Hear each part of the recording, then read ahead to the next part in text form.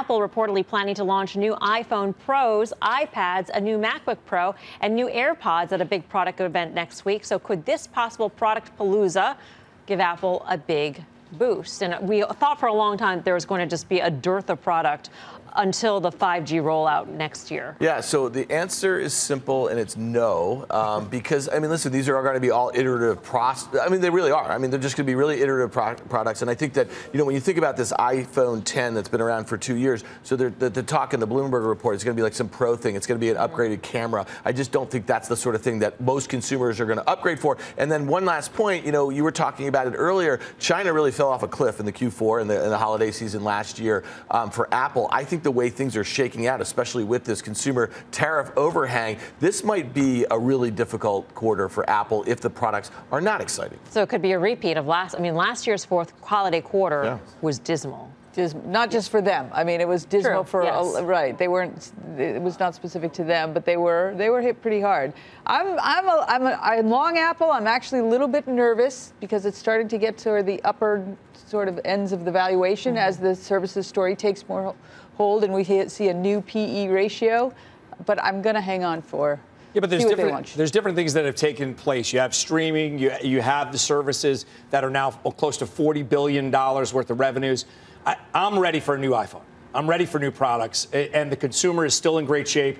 This is not last December. I think it's going to be a better season for them. You're ready for a new iPhone, but this is only the X. I'm ready for one. Is it because they're upgrading the iPhones, or is it because you just need a new one? I do want the better camera. You know, we've switched to this. No one wears a watch anymore unless you wear an Apple Watch. I do want the better. Sorry, but that's more jewelry, right? Is that more jewelry? Yeah. How many times do you actually look to check the time? Oh, never. I mean, there's clocks everywhere here. So you wind up using this thing for everything. It's a camera now. It's already taken the place of a watch, unless it's an Apple Watch. But I do love the fact that you can get a better camera. But that's like a subscription product, right? So they're going to have revenue off that. People are going to renew their phones. But what you're looking for is our services really going to take off, or is 5G going to prompt everybody to refresh their phone? I think that's the bigger catalyst, at least for my money, than it is necessarily, you know, an upgraded phone, an upgraded camera on an iPad, whatever they're calling it. I mean, in the near term, though, the AirPods are like recurring revenue. Yes. I mean, how many times do you have one?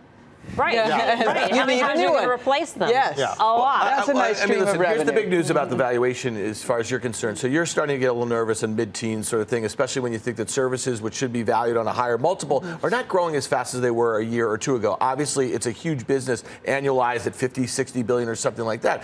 2019 fiscal year, they're expected earnings to be down, sales flat-ish, and they're expected to grow double digits again next year. So the point is, if the guidance that we get for the holiday quarter is not that exciting, then this stock will get re-rated a little bit. I'm not telling you it's going back to 130 where it was on January 2nd of this year. Here's another unknown, and that is the impact of China. And last year we were talking about just a boycott because of the China-U.S. trade war, but this time around we've got the element of Hong Kong as well.